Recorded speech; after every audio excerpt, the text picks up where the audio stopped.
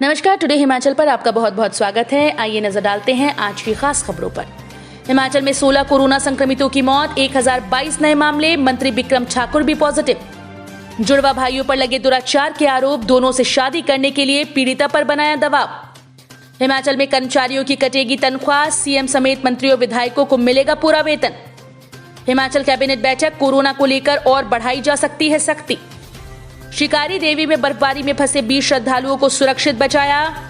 हिमाचल प्रदेश गहरी खाई में गिरी कार, पिता और पुत्र समेत 3 की मौत, 1 घायल। शिक्षा निदेशालय में 22 अप्रैल से 50% स्टाफ ही आएगा। नौकरी के नाम पर युवक से 2.20 लाख रुपए की ठगी, पुलिस मामले की जांच में जुटी। राजेंद्र राणा ने साधा निशाना, बोले चंद ठेकेदारों की पार्टी बनकर रह गई है भाजपा सरकार।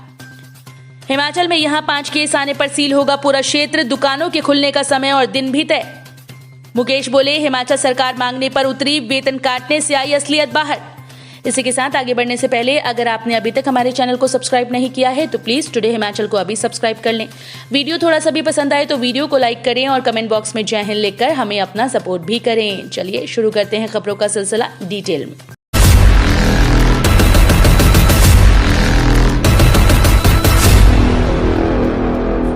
हिमाचल में 16 कोरोना संक्रमितों की मौत, 1022 नए मामले, मंत्री बिक्रम ठाकुर भी पॉजिटिव।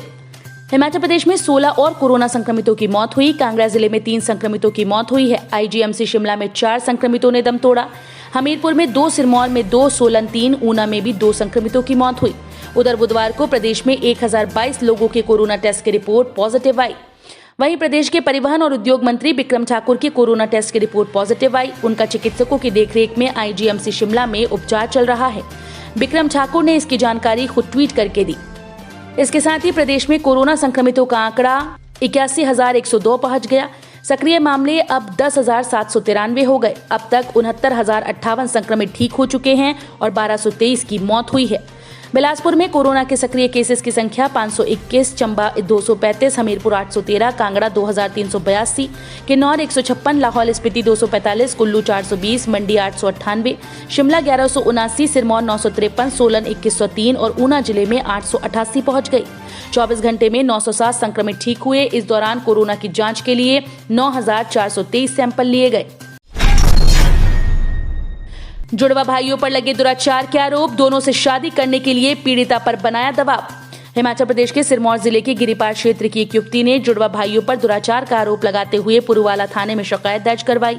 शिकायत में शादी का झांसा देकर 2 सगे भाइयों पर दुराचार करने के आरोप लगाए। शिकायत मिलने पर पुरूवाला थाना पुलिस टीम ने एफआईआर दर्ज कर मामले की गहनता से तफ्तीश शुरू कर दी। मिली जानकारी के अनुसार गिरिपार की एक युवती ने पुरूवाला थाना में शिकायत दर्ज करवाई है। पीड़िता ने कहा कि शिक्षा पूरी करने के बाद पावटा निजी क्षेत्र में नौकरी करनी शुरू कर दी थी।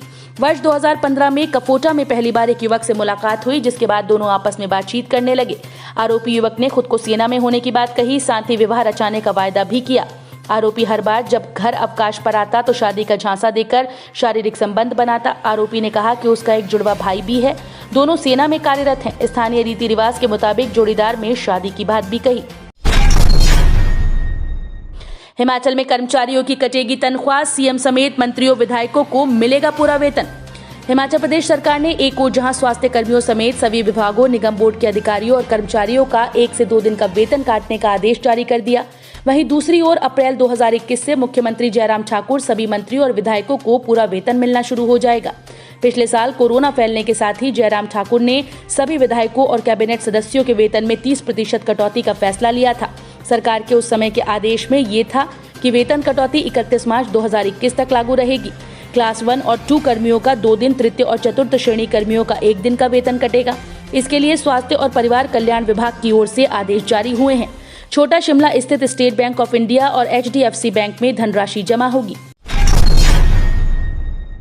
हिमाचल कैबिनेट बैठक, कोरोना को लेकर और बढ़ाई जा सकती है सख्ती। हिमाचल प्रदेश कैबिनेट की गुरुवार को पीटर हाफ शिमला में सुबह 10:30 बजे होने जा रही बैठक में कोरोना वायरस के बढ़ते मामलों के मद्देनजर सरकार कुछ कड़े फैसले ले सकती है। प्रदेश में 18 साल से ऊपर के लोगों को वैक्सीन लगाने पर निर्णय लिया जा सकता है। मुख्यमंत्री जयराम ठाकुर की अध्यक्षता में होने जा रही बैठक में बढ़ते कोरोना के मामले और मौतों के चलते सरकार वीकेंड लॉकडाउन पर निर्णय ले सकती है। शिकारी देवी में बर्फबारी में फंसे 20 श्रद्धालुओं को सुरक्षित बचाया। 4 माह बाद शिकारी देवी के कपाट खुलने के बाद माता शिकारी के दर्शन करने पहुंचे करीब 20 लोग मंगलवार रात बर्फबारी में फंस गए। सड़कें जाम हो गईं। फंसे लोगों ने प्रशासन से मदद की गुहार लगाई। इसके बाद सभी 20 लोगों को प्रशासन ने सुरक्षित बचाया। करीब 6 घंटे तक बचाव अभियान एसडीएम पारस अग्रवाल की अगुवाई में चला। इससे बर्फ में फंसे पर्यटकों को बचाया गया। गहरी खाई में गिरी कार, पिता और पुत्र समेत 3 की मौत, 1 घायल। रेणुकाजी संगडा सड़क पर मंगलवार रात करीब 11:30 बजे बोरली गांव के समीप एक कार 400 मीटर गहरी खाई में जा गिरी, जिससे पिता और पुत्र समेत 3 लोगों की मौत हो गई। हादसे में घायल एक व्यक्ति का मेडिकल कॉलेज नाहन में उपचार चल रहा है। शिक्षा निदेशालय में 22 अप्रैल से 50% स्टाफ ही आएगा। हिमाचल प्रदेश उच्च और प्रारंभिक शिक्षा निदेशालय में गुरुवार से 50% स्टाफ ही आएगा। जिला उपनिदेशक कार्यालयों में भी स्टाफ को रोस्टर के तहत ही बुलाने के आदेश दिए गए। उच्च शिक्षा निदेशक डॉक्टर अमरजीत कुमार शर्मा ने बताया कि जो कर्मचारी दफ्तर नहीं आएंगे उन्हें वर्क फ्रॉम होम करना होगा। फोन और व्हाट्सएप के माध्यम से कर्मचारी अधिकारियों के संपर्क में रहेंगे। निदेशालय में स्टाफ को 2-2 दिन के लिए बुलाया जाएगा। उधर स्कूल्स में भी गैर शिक्षकों को रोस्टर के तहत बुलाया जाएगा। नौकरी के नाम पर युवक से 2.20 लाख रुपए की ठगी, पुलिस मामले की जांच में जुटी। नौकरी देने के नाम पर कुनिहार के एक युवक के साथ करीब 2,20,000 रुपए की धोखाधड़ी होने का मामला सामने आया।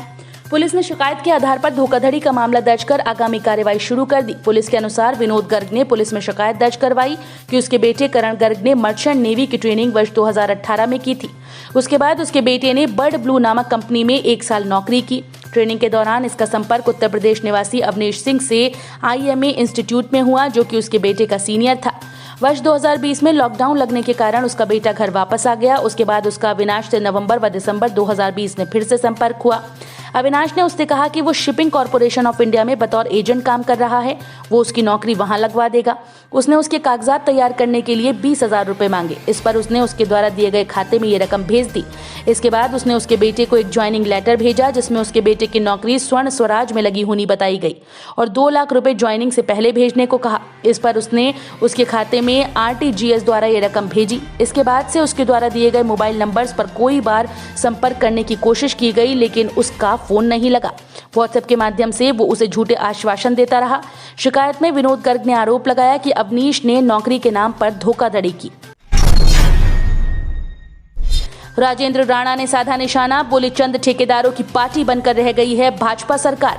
बुधवार को ग्राम पंचायत गुवारड़ू में आयोजित एक सादे कार्यक्रम में कांग्रेस विधायक व सर्व कल्याणकारी संस्था के राष्ट्रीय अध्यक्ष राजेंद्र राणा ने प्रदेश की भाजपा सरकार पर निशाना साधा। उन्होंने कहा कि भाजपा सरकार को बने 3.5 साल हो गए, परंतु डबल इंजन की ये सरकार विकास कार्य करवाने में पूरी तरह से असफल रही।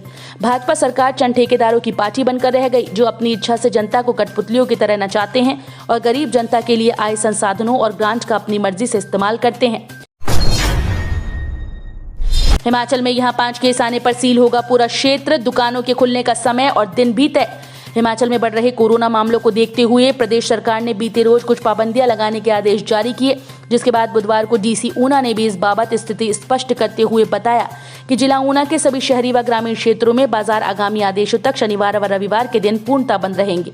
अन्य 5 दिनों में भी दुकानें अब सुबह 9 से शाम 6 बजे तक खुलेंगी।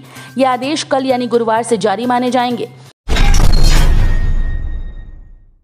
मुकेश बोले, हिमाचल सरकार मांगने पर उतरी, वेतन काटने से आई असलियत बाहर। नेता प्रतिपक्ष मुकेश अग्निहोत्री का कहना है कि हिमाचल सरकार मांगने पर आ गई है। वेतन काटने के आदेश इस बात के प्रमाण हैं कि सरकार की असल स्थिति क्या है। संवाद में कहा कि हिमाचल में सरकार नाम की चीज नहीं है।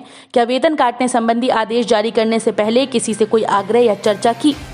तो ये थे आपके राज्य हिमाचल से जुड़े हुए आज के ताज़ा तरीन समाचार। अगर आप भी ऐसी ही खबरें देखना चाहते हैं तो प्लीज़ हमारे चैनल टुडे हिमाचल को अभी सब्सक्राइब कर लें।